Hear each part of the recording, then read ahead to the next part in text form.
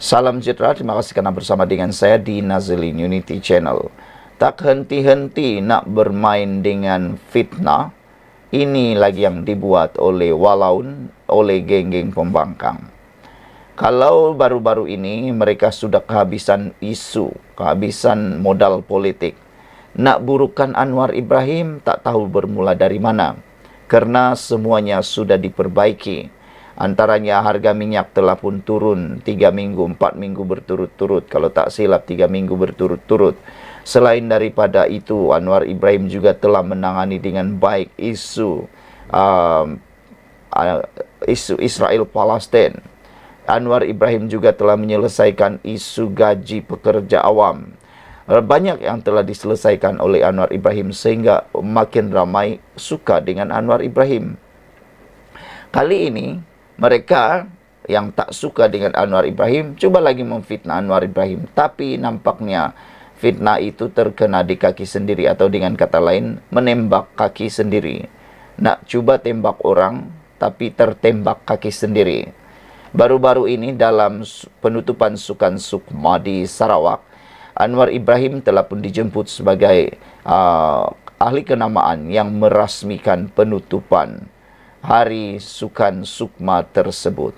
Tapi apa yang terjadi mengejutkan apabila ada Walaun, ada geng pembangkang ini mula menggunakan isu apabila Anwar Ibrahim menaiki sebuah kereta yang berjenama Bentley yang kita tahu cukup mahal. Mereka menggunakan isu itu, kononnya Anwar Ibrahim tidak serupa bikin. Kononnya kata mereka cuba mengatakan kononnya berjimat dan sebagainya. Rupa-rupanya Anwar kononnya naik kereta Bentley. Tapi saudara, rupa-rupanya mereka tersilap. Kereta Bentley yang dinaiki oleh Anwar Ibrahim ketika datang merasmikan penutupan Sukma bukanlah milik Anwar Ibrahim. Kereta Bentley yang dinaiki oleh Anwar Ibrahim itu adalah kereta Kerajaan Negeri Sarawak yang disediakan oleh Kerajaan Negeri Sarawak kepada tetamu kehormat yang dijemput datang ke Sarawak. Bukan Anwar punya. Aduh, kesian jugalah kan geng-geng pembangkang Walaun ni ikut saja. Yang paling kesian sekali, maci-maci, paci-paci yang turut terpengaruh menyebarkan fitnah.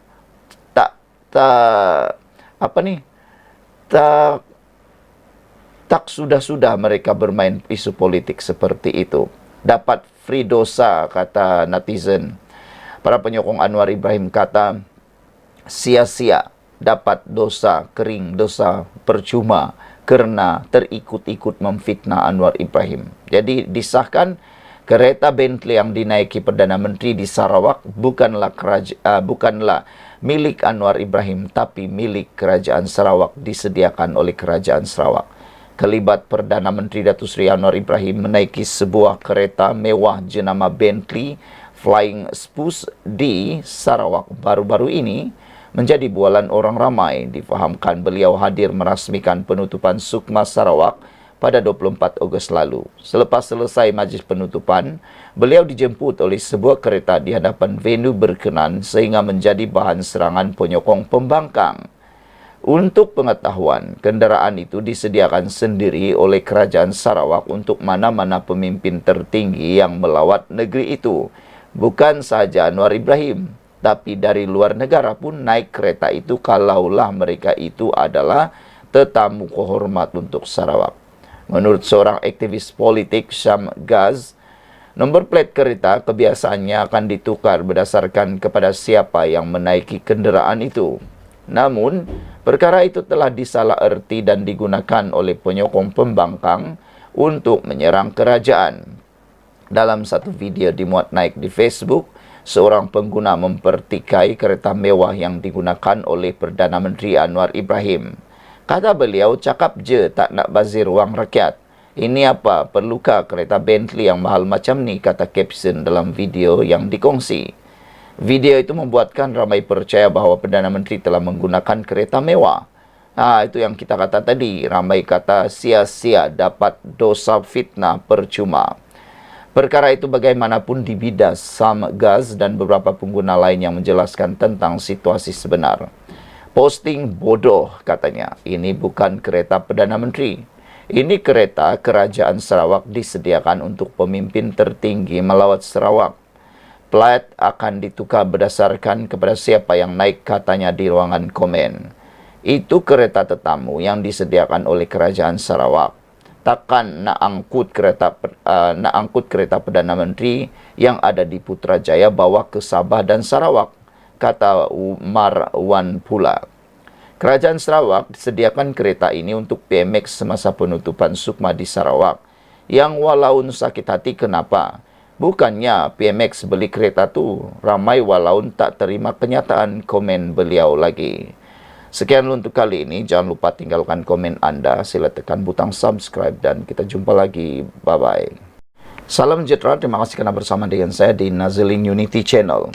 Ramai orang yang cuba menyasarkan kerajaan dalam pendakwaan Muhyiddin Yassin dalam dakwaan menghasut di Mahkamah Gua Musang baru-baru ini. Ramai yang kononnya mempersalahkan Anwar Ibrahim, mempersalahkan Kerajaan Perpaduan, mempersalahkan Zahid Hamidi dan ramai lagi. Sebenarnya mereka silap. Rupa-rupanya pendakwaan terhadap Muhyiddin Yassin itu tiada kena mengena dengan kerajaan pun. Cuba lihat, kalau dianalisis dengan baik-baik, tiada pun daripada pihak kerajaan yang membuat laporan polis. Kalau dilihat dengan baik, yang membuat laporan polis ini sebenarnya ialah diketuai oleh Istana Pahang sendiri. Apabila Tengku Mahkota Pahang murka terhadap peristiwa dan insiden ucapan Muhyiddin Yassin itu. Jadi nak disalahkan kerajaan itu adalah tidak tepat sama sekali. Yang bersalah ialah orang yang mengeluarkan ucapan itu sendiri. Janganlah menyalahkan orang sendiri. Salahkan diri sendiri. Dan menurut jurucakap kerajaan iaitu Fahmi Fadzil, beliau menegaskan bahawa yang membuat laporan polis itu ataupun membawa kes Muhyiddin Yassin di mahkamah bukanlah kerajaan. Bukan kerajaan bawa kes Muhyiddin ke mahkamah, kata jurucakap kerajaan ini. Fahmi Fadzil menegaskan sekali lagi bahawa bukan Putrajaya yang membawa pertuduhan akta hasutan terhadap bekas Perdana Menteri Muhyiddin Yassin. Berucap pada sidang media petang tadi, dia berkata, keluarga Diraja Pahang yang membuat laporan polis terhadap pengerusi Perikatan Nasional PN itu. Kalau ada orang kata, banyak pembangkang sekarang di dalam media sosial kata, ada yang kata Anwar Ibrahim hipokrit apabila menggunakan akta hasutan. Sebenarnya, Anwar tiada pun buat apa-apa. Yang membuat laporan polis itu termasuklah keluarga Diraja Pahang. Jadi, kenapa pula Anwar Ibrahim yang bersalah? Padahal Anwar Ibrahim tiada pun buat laporan polis. Yang mengheret Muhyiddin ke mahkamah ini ialah tindakan beliau sendiri dan laporan polis yang dibuat oleh 300 lebih orang dan juga termasuklah laporan polis dibuat oleh Istana Pahang. Berucap pada sidang media petang tadi, Fahmi berkata keluarga Diraja Pahang yang membuat laporan polis terhadap pengerusi Perikatan Nasional PN itu. Saya tegaskan sekali lagi bahawa bukan kerajaan yang membawa kes-kes berkaitan Sultan ini ke mahkamah, kata Fahmi.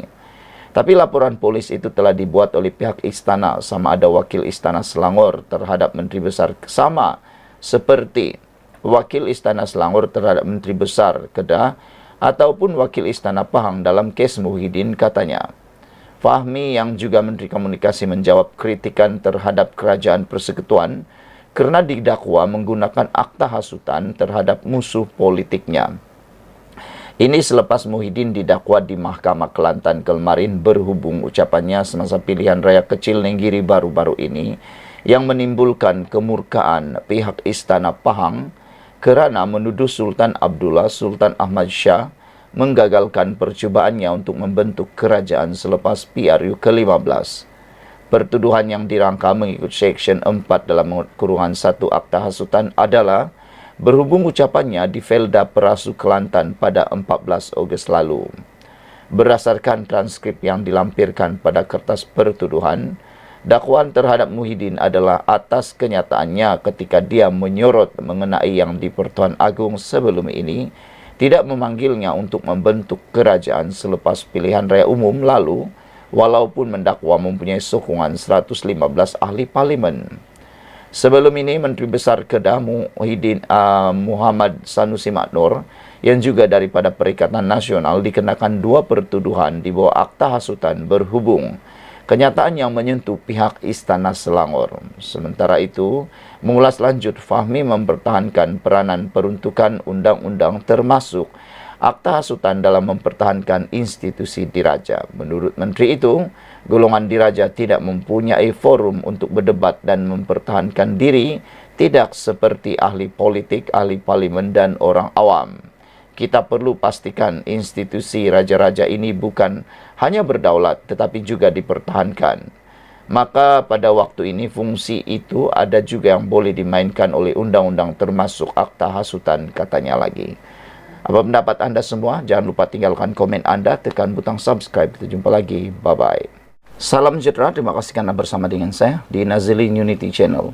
Dengan keputusan terkini daripada mahkamah ini, dijangka ianya akan lebih menyusahkan lagi Najib untuk lepas daripada kes 1MDB. Ini terkini apabila 2 orang eksekutif Petro Saudi telah pun didapati bersalah dan dihukum penjara kerana menyeleweng duit atau dana 1MDB. Wah, menarik saudara untuk kita ketahui tentang hal ini. Jom kita bacakan. Mahkamah di Swiss akhirnya mensabitkan 2 eksekutif dituduh menggelapkan $1.8 bilion dari 1MDB. Bayangkan saudara, dana yang digelapkan itu datang daripada 1MDB berjumlah $1.8 billion US dollar. Bayangkan itu kalau dinilai dalam ringgit Malaysia, lebih kurang dalam 5 bilion ringgit Malaysia. Ada ramai yang bersyukur kerana akhirnya rakyat Malaysia mendapat pembelaan. Rakyat Malaysia akhirnya menikmati apa yang dikatakan keadilan. Mahkamah Jenayah Persekutuan Switzerland hari ini mensabitkan kesalahan ke atas 2 eksekutif di sebuah syarikat cari dan gali minyak yang dituduh menggelapkan lebih 1.8 bilion US dollar daripada 1MDB. Keputusan itu episod terbaru dalam skandal 1MDB, kisah kompleks rasuah antarabangsa yang melanda banyak institusi kewangan dan individu di seluruh dunia sejak dakwaan salah laku pertama kali muncul pada tahun 2015. Pendakwa raya mendakwa Patrick Mahoney, seorang warga Switzerland British, dan Tarek Obaid, seorang warga Swiss Saudi, membantu menubuhkan usaha sama dengan 1MDB dengan mewujudkan tanggapan bahawa syarikat mereka iaitu Petro Saudi disokong oleh kerajaan Saudi. Walaupun tanggapan itu tidak benar, tertuduh berjaya memujuk lembaga pengarah 1MDB untuk menyertai perancangan mereka pada 2009 sebelum menipu syarikat itu menurut pendakwa raya. Menurut dakwaan, kedua-dua eksekutif itu menipu 1MDB sebanyak 1.8 bilion US dollar untuk memperkayakan diri mereka, yang mana Obaid mendapat sekurang-kurangnya 805 juta US dollar dan Mahoney sekurang-kurangnya 37 juta US dollar. Obaid dijatuhi hukuman penjara 7 tahun oleh mahkamah, manakala Mahoney menerima hukuman 6 tahun penjara.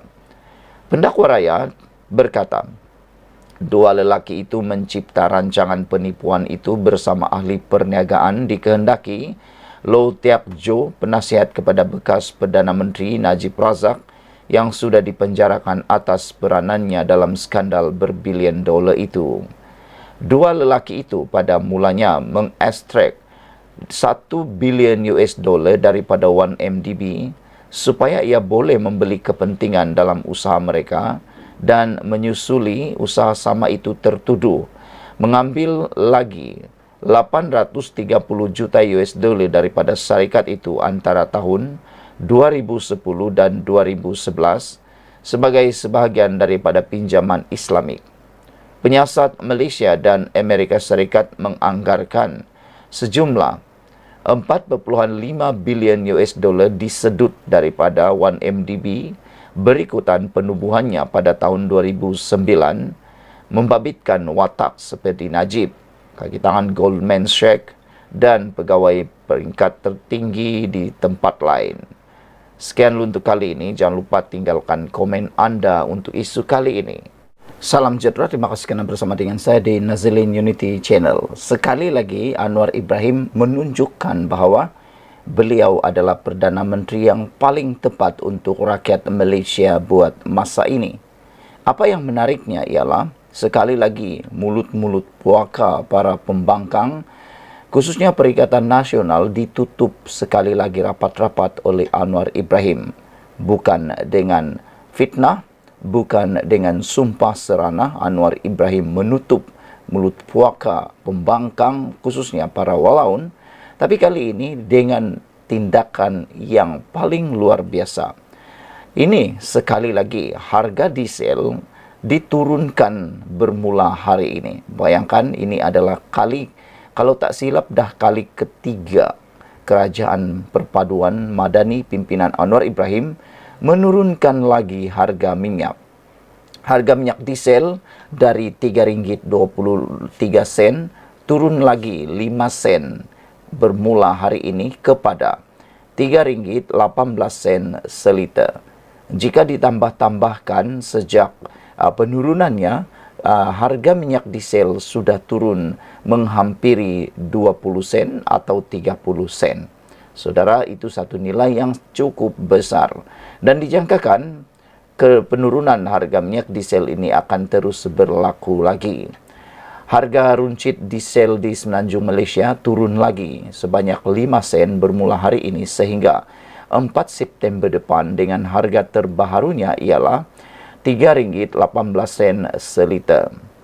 Ramai penganalisis politik dan juga pemerhati politik mengatakan ini akan membuatkan parti pembangkang akan lebih kehilangan modal politik, khususnya dalam mana-mana ceramah kempen. Kerana kalau sebelum ini mereka mengejek Anwar Ibrahim dengan harga minyak turun, kali ini betul-betul minyak dah mula turun.